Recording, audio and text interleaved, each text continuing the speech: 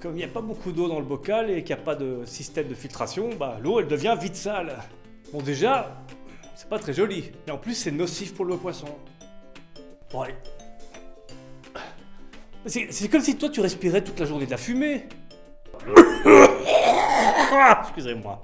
Il y a des situations qui nous semblent anodines comme le nettoyage du bocal. Mais ça ce sont des situations de stress pour le poisson. Ouais, mais non, vous avez quand même pas tout nettoyé, non? S'il vous plaît, arrêtez de nettoyer, ça me stresse.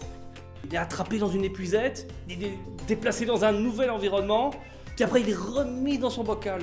Et pour nous, de l'eau, c'est de l'eau. Mais pour le poisson, pour lui c'est différent. Pour lui, c'est une température différente, une teneur en calcaire différente, c'est des changements énormes auxquels son petit corps doit s'habituer. Donner trop de nourriture à un animal de compagnie, c'est aussi de la maltraitance. Parce que c'est pas bon pour sa santé. Le poisson rouge, il est omnivore, c'est-à-dire qu'il mange de tout, des végétaux, des animaux, etc. Mais tout ce que nous mangeons n'est pas forcément bon pour lui.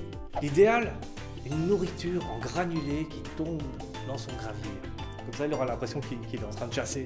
Il peut donc aussi prendre du plaisir en cherchant sa nourriture, comme il le ferait dans la nature. De temps en temps, tu peux aussi mettre des petits morceaux de légumes verts cuits.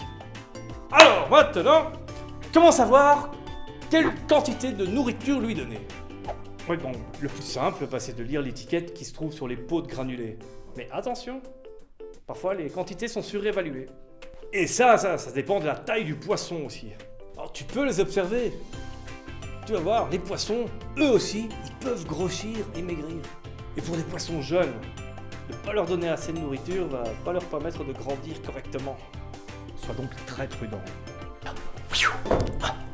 Dans la nature, le poisson va manger tout ce qu'il trouve. Parce qu'il est jamais certain de la date du prochain repas. Bah alors lui, il va pas réfléchir, il va manger tout ce que tu lui proposes. Les besoins alimentaires des poissons sont différents des nôtres.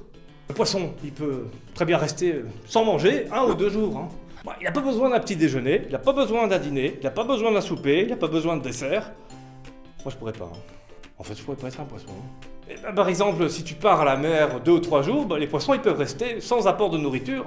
Par contre, si tu pars pour des vacances qui sont beaucoup plus longues, là, il vaudra mieux les confier à quelqu'un de confiance qui viendra changer l'euro, leur donner un peu de nourriture et peut-être vérifier si le filtre est encore bon. Bah, dans le cas d'un étang, il n'y a pas de filtre, il n'y a pas à changer l'eau. Il faudra juste que quelqu'un vienne leur donner de la nourriture. Et moi, je fais super bien le poisson, mon gars. Mais je fais encore mieux le poulpe.